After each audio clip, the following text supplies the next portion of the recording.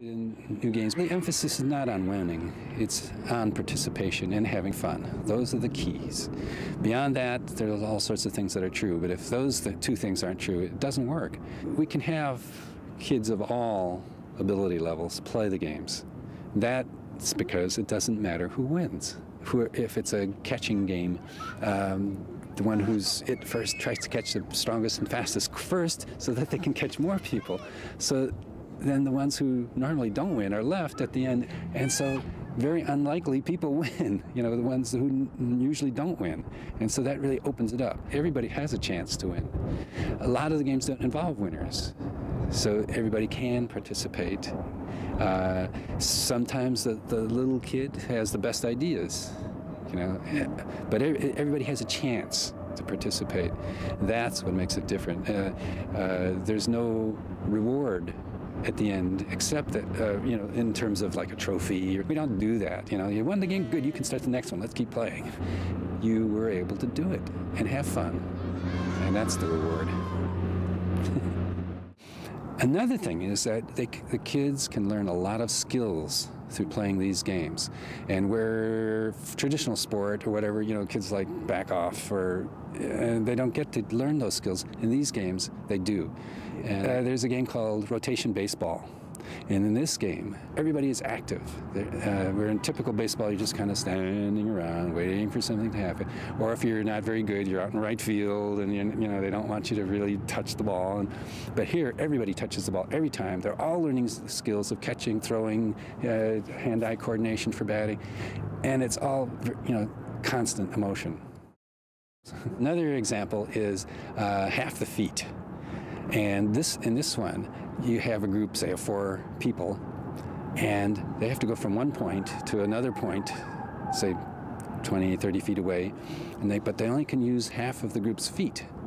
So they have to think of ways to get from one place to another, and they have to try to do it a different way each time they cross. So they have to really use their imagination to come up with ways. Sometimes they'll be carrying people or hopping or rolling, or you never know what they're going to come up with. And it's almost always, every time I've done this, that they come up with a way I haven't thought of before. And it's really quite interesting, and it's great to see them use their imagination. All of the games involve listening skills, because you have to listen to know what the game is, and following directions, which teachers will tell you are pretty darn important. And it's involved in every game, but the self-interest of the kids is very high, and so they'll do the stuff. In the meanwhile, they're learning how to do these things, how to listen, how to follow directions. And we don't say, well, you just learn how to listen and follow directions, but they have. I'm saying not to use these just for PE or during recess times, but during the classroom times, because the teachers can use these games to teach things. Some are very easy and it's obvious, but they can adapt other games too, so that they can teach what they're trying to get the kids to learn. Kids will remember it better when they play a game. And I think, I'll make a bold statement here, I don't think there's anything that can't be taught in a game. Now, asking teachers to adapt all those things might be a little much, but there are definitely games that I do which are ready-made and can be used just as they are. The skills other than cooperation, which is a pretty big one, are self-control, because they can't just act out and do strange things and be a part of the game. If they do, we remind them of what they need to do to be a part of the game. If they really can't control themselves, we ask them to sit out for a bit and come back when they can, and that usually works pretty good. So they do control their own behavior, and that's a big part of being in a classroom too. Teachers really appreciate that.